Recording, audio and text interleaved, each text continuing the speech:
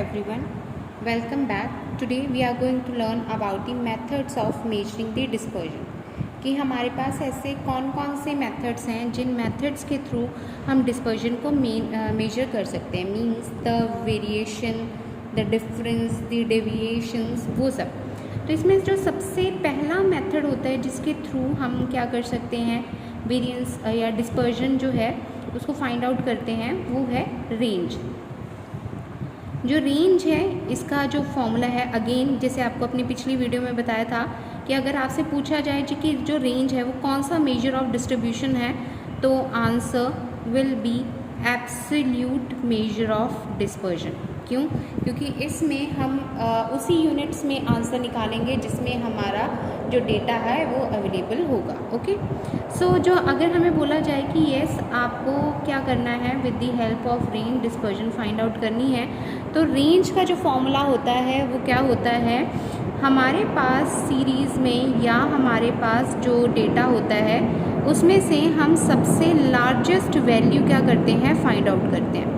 उस largest value में से हम क्या करते हैं, जो स्मॉलेस्ट वैल्यू होती है उसको माइनस कर देते हैं. ठीक है, तो आप ये देख रहे हो कि ये जो हमारे पास दोनों ही वैल्यूज़ हैं, ये दोनों ही एक्सट्रीम वैल्यूज़ हैं. ठीक है, तो आपको अगर क्वेश्चन पूछा जाए कि कौन सी ऐसा मेथड है जिसमें एक्सट्रीम वैल्यूज़ यूज़ की जाती हैं, तो वो कौन सा मेथड है, रेंज है, जिसमें हम पूरी सीरीज़ की जो सबसे हाईएस्ट वैल्यू है, लार्जेस्ट वैल्यू है, वो फाइंड आउट कर रहे हैं और जो सबसे स्मॉलेस्ट वैल्यू है वो फाइंड आउट कर रहे हैं. ठीक है, तो इसको हम बोलते हैं रेंज.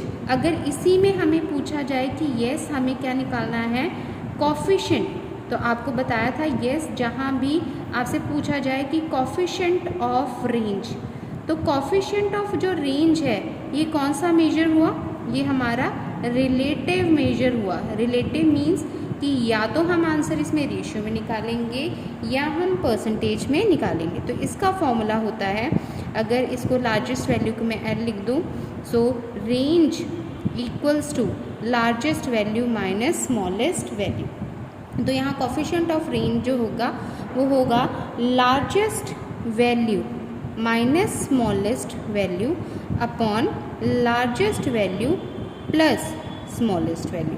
ठीक है, तो आप देख रहे हो कि यहाँ हम क्या कर सकते हैं, रेशियो में आंसर निकाल सकते हैं. जब हम दोनों चीज़ों को कंपेयर करना होगा वहाँ एक छोटा सा एग्जाम्पल है, उस एग्जाम्पल से हम इसको समझते हैं. ठीक है, सपोज़ करो मेरे पास एक सीरीज़ है, उस सीरीज़ पे मेरे पास वैल्यू है, सबसे पहली वैल्यू है मेरे पास 20, देन नेक्स्ट है मेरे पास 35, नेक्स्ट है 25, नेक्स्ट है 13, नेक्स्ट है 15. ये मुझे क्या दिए हुए हैं, 5 स्टूडेंट्स के मार्क्स गिवन है. ठीक है, अब मुझे बोला जाए कि रेंज निकालनी है. ओके, तो रेंज मेरे को पता है कि सबसे पहले क्या करनी है, लार्जेस्ट वैल्यू फाइंड आउट करनी है.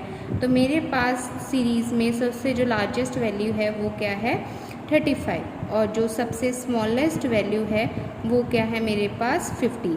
ठीक है, ये क्लास में 5 बच्चे उनके मार्क्स हैं, तो वेरिएशन जो हुआ यानी कि जो डिस्पर्जन हुआ, जो डिफरेंस है, ठीक है, largest values minus smallest value. Largest value मेरे पास क्या है 35 माइनस स्मॉलेस्ट वैल्यू 15, तो जो वेरिएंस आया वो कितना आया 20.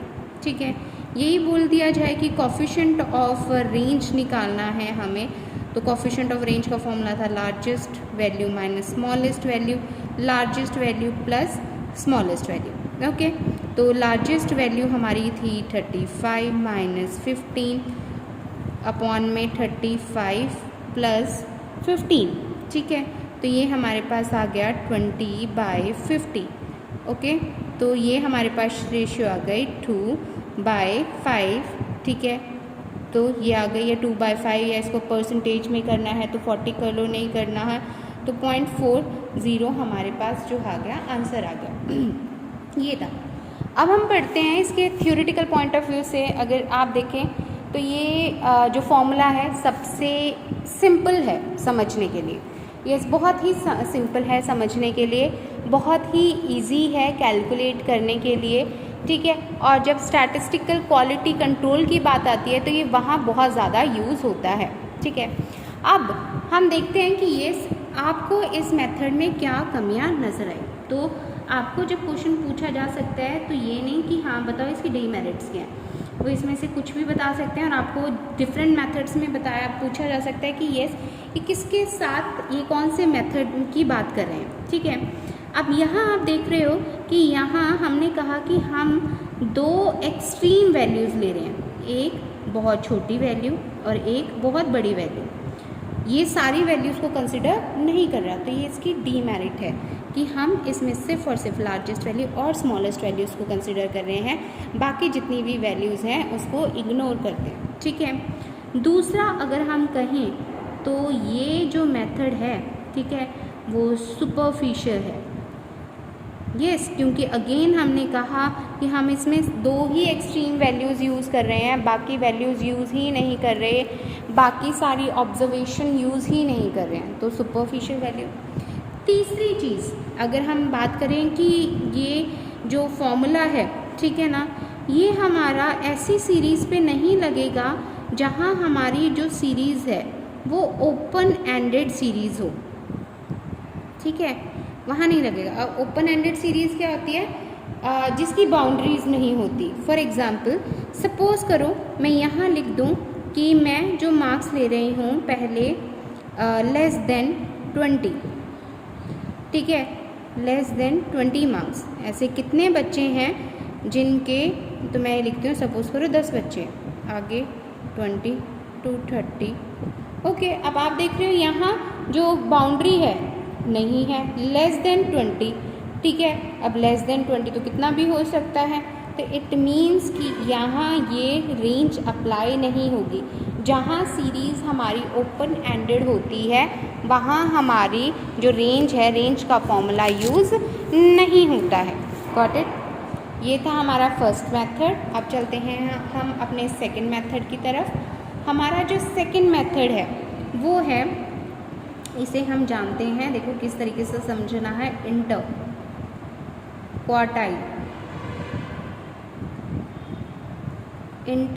Quartile deviation.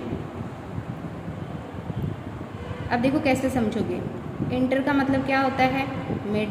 किसकी मिड की बात कर रहे हैं, क्वार्टाइल्स की। अगेन डिफरेंस लेना है तो हमारे पास दो एक्सट्रीम, यहाँ भी हम दोनों क्वार्टाइल्स की एक्सट्रीम वैल्यूज़ लेंगे। ठीक है, वो दो एक्सट्रीम वैल्यूज़ क्या हो गई, ठीक है, मेरे पास एक अपर क्वार्टाइल हुआ, ओके, जो अपर क्वार्टाइल हुआ उसको हम Q3 से डिनोट करेंगे।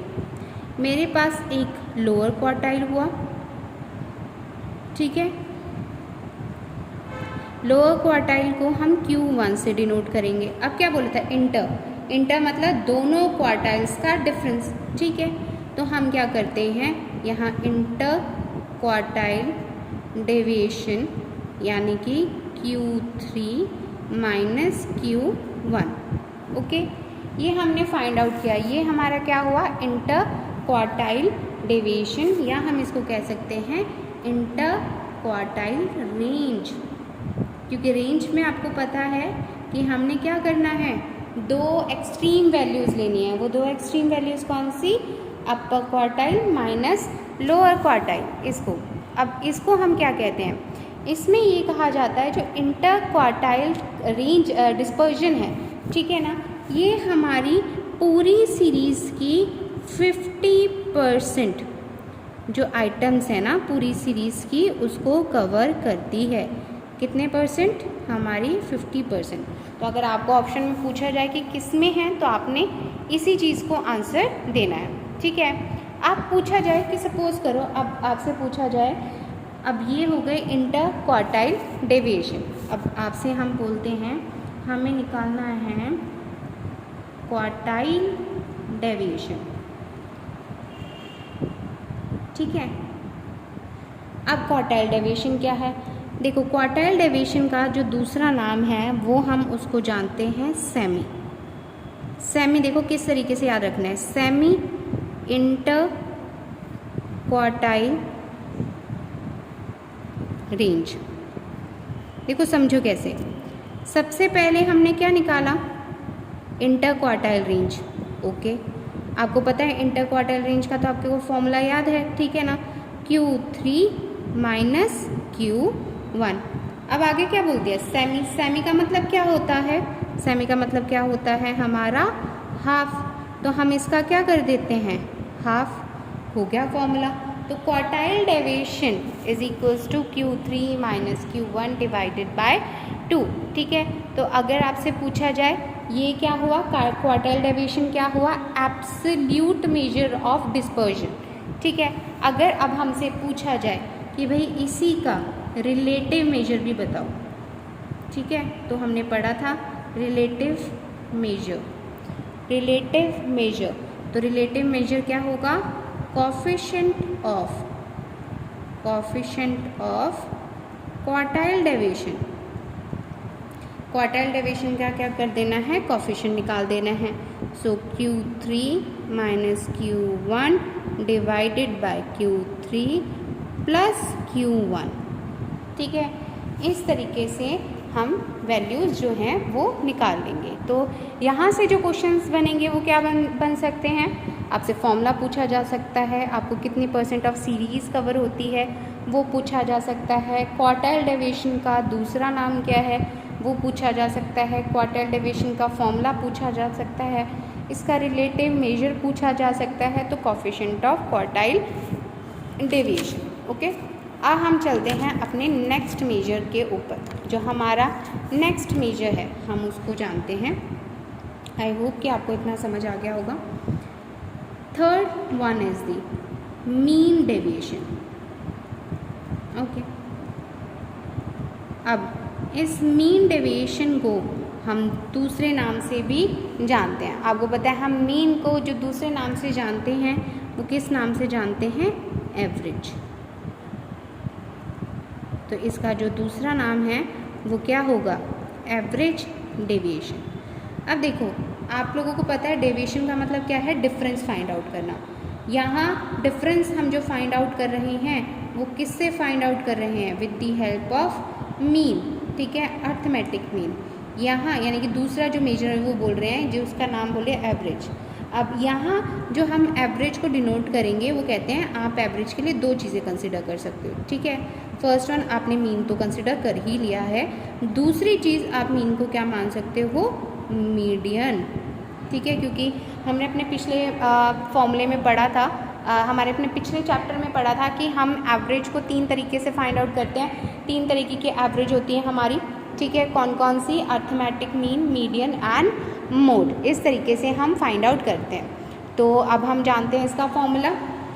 तो अगर हम लिखें mean deviation, so mean deviation के लिए क्या किया हमने, सबसे पहली बात, पहले हम फॉर्मूले करते हैं उसके बाद मैं आपको समझाती हूँ। मीन डेविएशन सबसे पहले क्या है, फ्रॉम मीन। ओके, अब देखो किस तरीके से समझना है। हमने कहा पूरी सीरीज़ है, ठीक है, सीरीज़ है x, डेविएशन यानी कि डिफरेंस, डिफरेंस मतलब माइनस, किससे लेना है, मीन से, मतलब अर्थमेटिक मीन से। ओके, यहाँ मैंने ये कॉलम्स लगा, इसका मतलब क्या है, यानी कि ये इसके अंदर मैं प्लस और माइनस के दोनों के साइन इग्नोर करूँगी।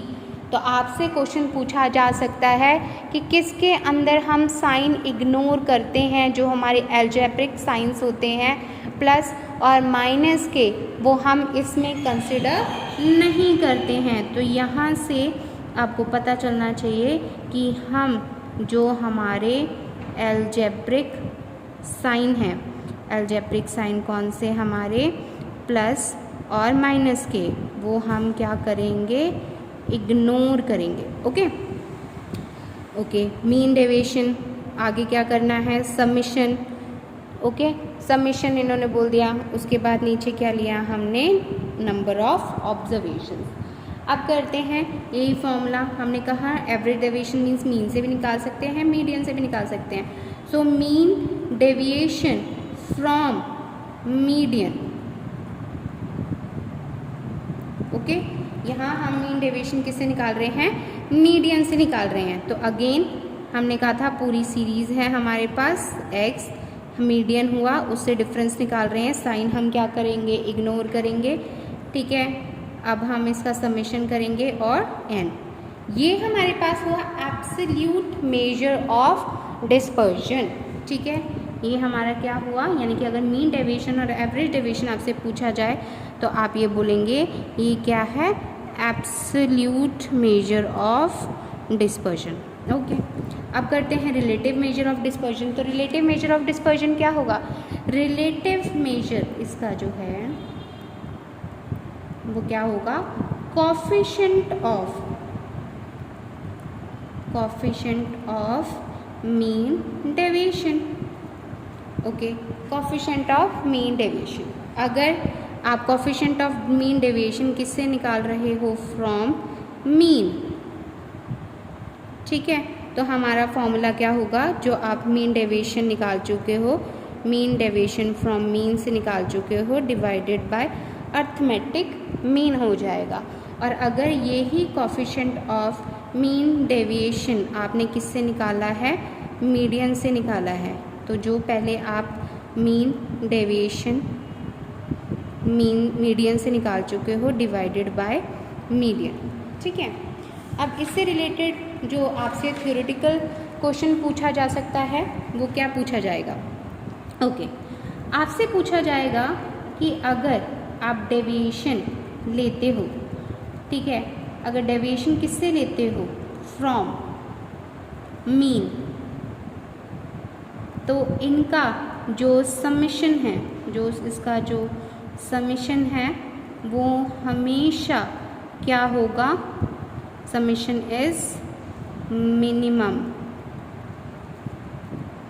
अगर आप किससे लेते हो, डेविएशन लेते हो मीन से, तो उनका जो समेशन होगा वो क्या होगा, मिनिमम होगा।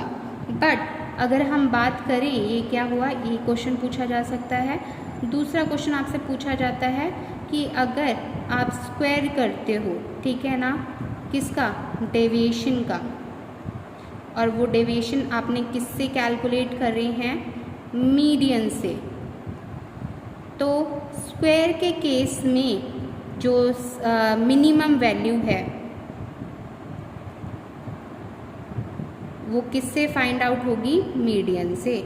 अगर आपसे सिंपल समेशन पूछा जाए कि summation of deviation from mean, ठीक है, तो सबसे मिनिमम किस केस में होगा, मीन के केस में होगा। मगर अगर स्क्वायर की बात की जाए और मिनिमम आपसे वैल्यू पूछी जाए तो आंसर क्या होगा, मीडियन। ओके, तो नेक्स्ट हमारा है लास्ट स्टैंडर्ड डेविएशन, वो हम नेक्स्ट करते हैं।